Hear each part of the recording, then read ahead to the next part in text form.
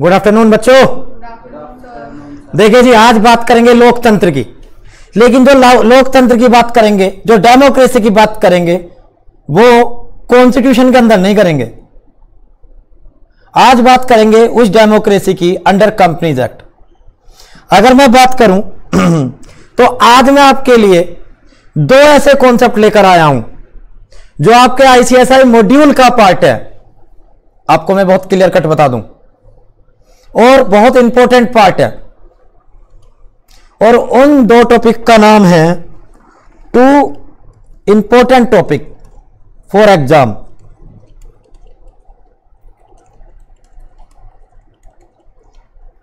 One is share holder democracy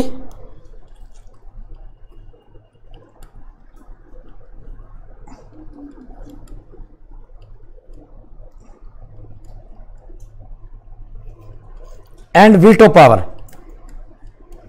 कुछ भी मत लिख कर आना। और ये जो दोनों जो राइट दिए हुए हैं उसे बड़ा टेक्निकली समझना कि ये जो कॉन्सेप्ट डाले गए अंडर कंपनीज एक्ट ये क्यों डाले गए। और मैं आपको गारंटी देता हूं 5 मार्क्स के लिए रिलीवेंट है। रैंडमली क्वेश्चन पूछा जाता है। मैं ये नहीं कह रहा हर अटेम्प्ट में पूछा जाता है, मैं ये कह रहा हूं रैंडमली पूछा जा सकता है। तो जब हम एग्जाम की प्रिपरेशन करते हैं और सोचते हैं कि चलो कुछ और बेटर ज्यादा प्रिडिक्शन लग जाए, तो मेरे हिसाब से दोनों टॉपिक बहुत इंपॉर्टेंट है। कोई सेक्शन नहीं है, पहले ये समझिए, कोई सेक्शन नहीं है, मतलब मेन सेक्शन नहीं है, रिलेटेड सेक्शंस तो हैं अंडर कंपनीज एक्ट। बात करें तो क्या है जी share holder democracy. Related sections के साथ हमें पढ़ना है।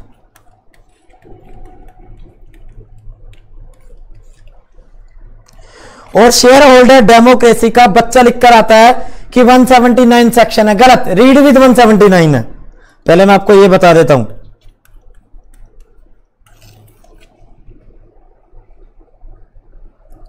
मैं आपको कुछ बताने जा रहा हूं, अगर समझ गए तो आपका ही भला है। देखिए, सबसे पहले हम कंसेप्ट उठाते हैं शेयर होल्डर डेमोक्रेसी।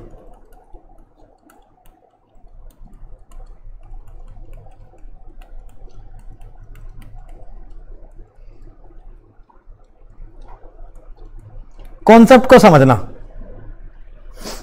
डेमोक्रेसी का जनरल मतलब क्या होता है। अगर मैं जनरली डेमोक्रेसी की बात करूं, जनरली रूल बाय पीपल,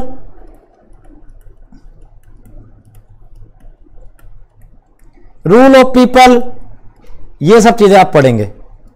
जनता का, जनता के लिए, जनता के द्वारा शासन, लोकतंत्र है। It is clear. Rule of people, rule by people, rule through people. ये बात जनता का, जनता के लिए, जनता के द्वारा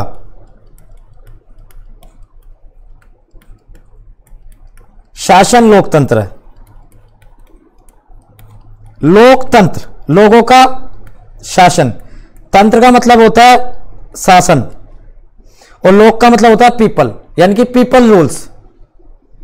ये पेपर में मत लिख कर आना, लेकिन अगर आपको अपना कंटेंट प्लस करना है तो जरूर लिख कर आना इन जनरल टर्म्स। हाँ जी, नहीं नहीं नहीं, हिंदी में नहीं, बात को समझ रहे हो। अब इससे से कनेक्ट होकर बात होती है शेयर होल्डर डेमोक्रेसी। क्या होगा, क्या होगा बेटा, 3 लाइन पिक लाइन कीजिए। नंबर 1 क्या, rule of people, by people, for people. अब देखिए जी, इसी के आगे लिखिए rule of share holder,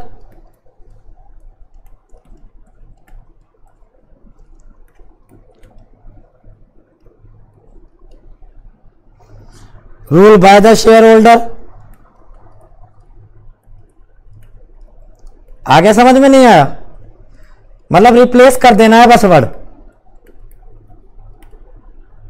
and rule for the share holder.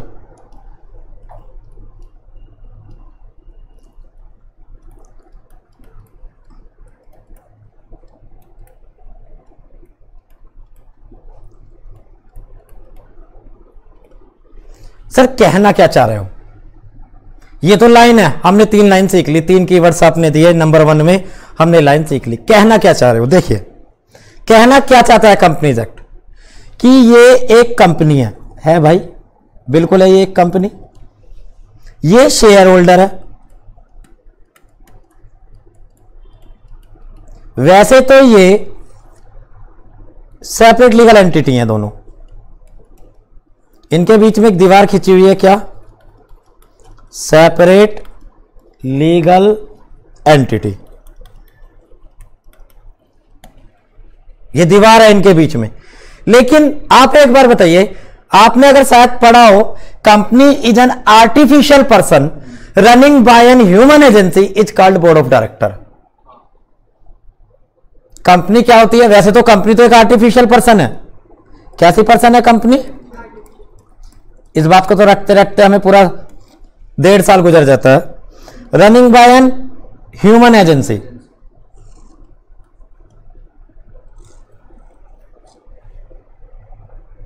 जिसे हम ह्यूमन एजेंसी को क्या बोल रहे हैं? And board is appointed by, clear? तो आप मुझे बताइए कंपनी में किसका रूल चलता है? अब चलेगा कैसे? शेयर होल्डर कहां, सड़क पे खड़ा होकर रूल चला देगा? वो अपनी पावर एक्सरसाइज कहां करेगा? शेयर होल्डर अपनी पावर एक्सरसाइज कहां करेगा? जनरल मीटिंग में। पॉइंट समझ में आया? तो इसके लिए, इस पूरे कॉन्सेप्ट के लिए एक सेक्शन इस पर लाइट डालता है, एक कंट्रास्ट। इसी चीज को, ये जो मैंने आपको फ्लो चार्ट समझाया, #1 companies an artificial one person, #2 running by the BOD, #3 share holder appoint the BOD, #4 there is a concept between the company and the shareholder, that is what? Separate legal entity. इसका मतलब indirectly company किसके through चल रही है? यानी कि company में किसका रूल रहा? अब जब शेयर होल्डर अपॉइंट करते हैं BOD को, शेयर होल्डर क्या करते हैं? अपॉइंट BOD को करते हैं, तो ऑर्डिनरी रिजोल्यूशन पास होता है, यानी कि वोटिंग होती है। जनरल मीटिंग में जब भी कोई काम होगा तो सारे शेयर होल्डरों की क्या होगी? वोटिंग होगी। और जहां भी कंसेप्ट आता है voting, it means there is a democracy. अगर कॉन्सेप्ट क्या है? वोटिंग, इलेक्शन, तो that means there is a democracy. तो बताइए अंडर कंपनीज एक्ट किसकी डेमोक्रेसी हुई? शेयर होल्डर डेमोक्रेसी हुई। पहले तो कॉन्सेप्ट को समझ गए, नहीं समझे? ये तो मैंने एक नजराना पेश किया आपको कि सीन को समझिए, एक्चुअली टॉपिक पर जाना कैसे है। तो आप लिख सकते हैं जी, क्या इस फ्लो चार्ट से नहीं लिख सकते? यहां तक की बात, meaning of share holder democracy, rule of share holder. हाँ देखिए, rule of share holder, rule by share holder, rule for share holder, of by four, of by four. Point clear हुआ जी? अब सर इसके साथ 179 को कैसे रीड विथ करेंगे? अगला क्वेश्चन मेरे दिमाग में आता है, क्यों कंपनीज एक्ट में यहां 179? मैं आपको गारंटी देता हूं, टेक्निकली 60% जब इस सेक्शन को पढ़ते हैं, टेक्निकली इस सेक्शन को इस टॉपिक के साथ कनेक्ट नहीं कर पाते, कनेक्शन नहीं बनता। सर क्या नहीं बनता? कनेक्शन। जी बनाए कनेक्शन। देखिए जी, कनेक्शन बनाते हैं। देखिए कनेक्शन टॉपिक का सेक्शन के साथ।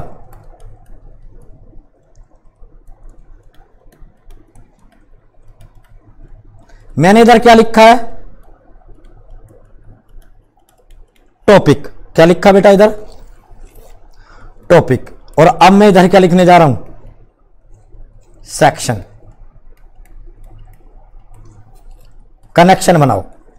एक्चुअली अब सुनो मेरी बातों को, 179 ऑफ द कंपनीज एक्ट क्या बताता है कि कंपनी की पावर दो लोगों के हाथ में है। कंपनी की पावर किन लोगों के हाथ में है? दो। वन इज बीओडी और अनदर इज मेंबर या शेयर होल्डर। ठीक है, अब तो कंफ्यूज नहीं हो शेयर होल्डर और मेंबर में, they are exchangeable term normally. BOD company को चलाने के लिए, सुन लीजिए मेरी बातों को, बीओडी कंपनी को चलाने के लिए अपनी पावर एक्सरसाइज कहां करते हैं? सड़क पे खड़ा होकर या बोर्ड मीटिंग में? जहां क्या पास होता है? Board resolution. एग्री? उसी तरीके से मेंबर या शेयर होल्डर अपनी पावर एक्सरसाइज कहां करते हैं? ए भी मत यूज करो, जनरल मीटिंग करो। देखिए, कुछ पावर तो सीधी किसके हाथ में है, यानी कि डायरेक्ट है, और कुछ पावर किसके हाथ में है, और बीओडी भी किसने पॉइंट कर रखे हैं। तो इसका मतलब सारा तंत्र किसके हाथ में है? कंपनी का।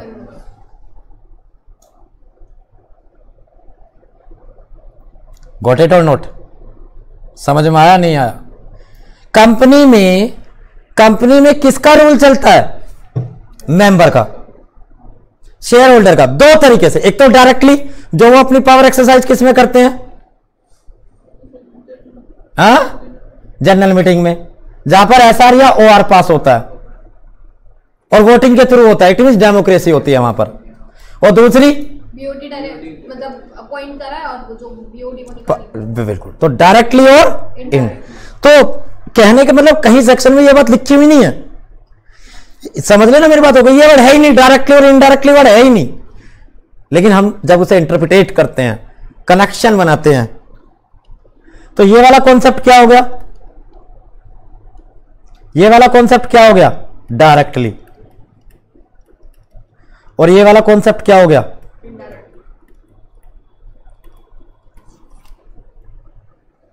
Have any doubt? अब क्या क्या पावर है जिन्हें शेयर होल्डर यूज करते हैं, देखिए जरा।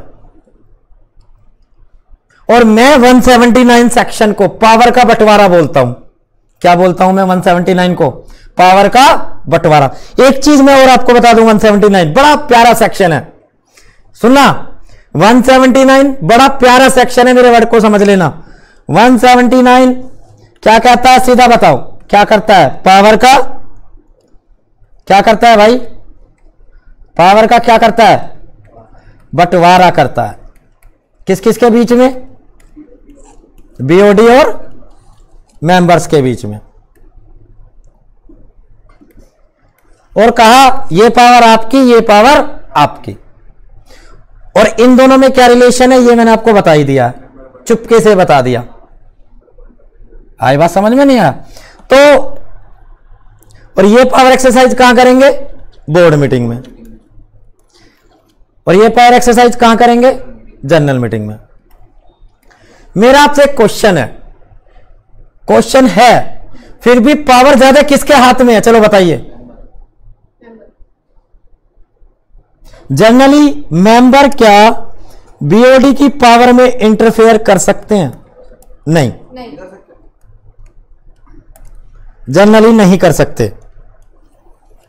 लेकिन इसकी भी एक्सेप्शन है। 3 केसेस कंपनी लॉ में ऐसे हैं जब बीओडी क्या कर सकते हैं, जब शेयर होल्डर किसकी पावर में इंटरफेयर कर सकते हैं? बता सकते हो कोई? लिख ले। अगर बीओडी डेडलॉक इन मैनेजमेंट हो जाए, क्या है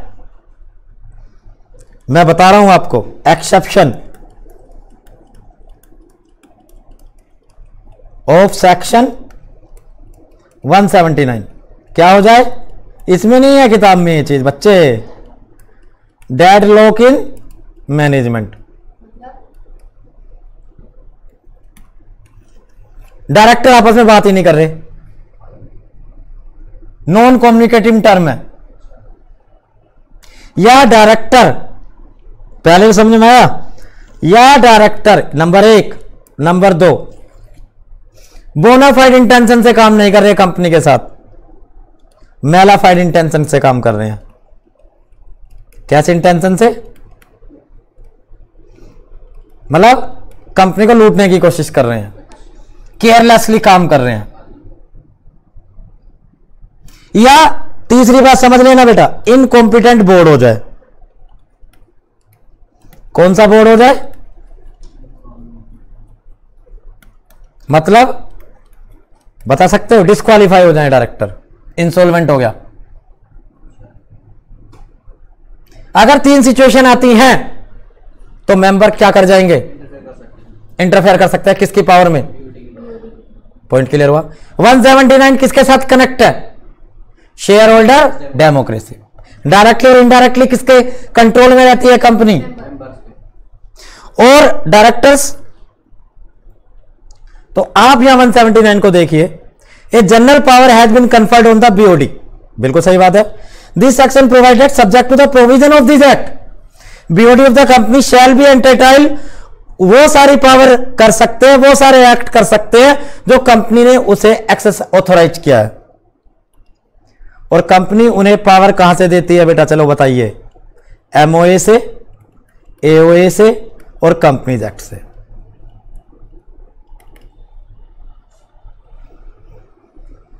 लेकिन ये बात समझ में आई, यहां में ये नहीं बता रहा कि डायरेक्टर क्या क्या कर सकते हैं। ये मेरा कंसर्न, ये डायरेक्टर में पढ़ेंगे हम जब 179 को खुलकर पढ़ेंगे। ये वो काम है जिन्हें केवल कौन कर सकते हैं भाई? Transacted by the share holder. Transacted by the share holder. Share मतलब जिनके लिए एसआर या ओआर पास होगा। मतलब ये समझ लो, अगर बीओडी इस काम को कर रहे हैं तो approval of share holder is required. Approval of. अच्छा,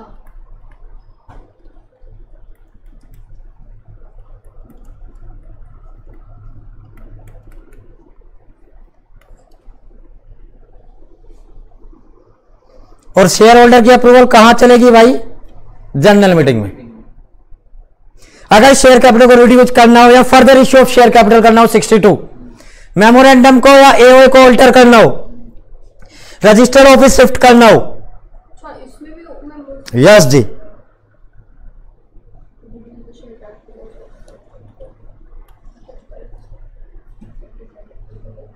या कोई पावर बीओडी तक रखी, बीओडी को पूरी पावर नहीं दिया। बीओडी को कहा, क्या कहा है एक्ट ने? कंपनीज एक्ट ने कहा है कि बीओडी डायरेक्टर साहब आपके पास एक लिमिट तक पावर दी है हमने आपको, लेकिन अगर आप उस लिमिट से ज्यादा काम करेंगे, लिमिट से क्या करेंगे? दिल मांगे मोहर है। लिमिट से ज्यादा काम करेंगे, जो भी आपको लिमिट दे रखी है, तो आपको किसकी अप्रूवल की जरूरत पड़ेगी? Very good.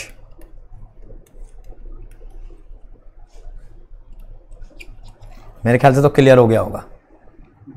तो बताइए, कंपनी में डेमोक्रेसी किसकी चलती है? शासन किसका चलता है? शेयर होल्डर का। पॉइंट क्लियर हुआ? पॉइंट क्लियर हुआ? तो ये कॉन्सेप्ट यहां तक समझना बहुत ज्यादा क्या है? जरूरी है बेटा।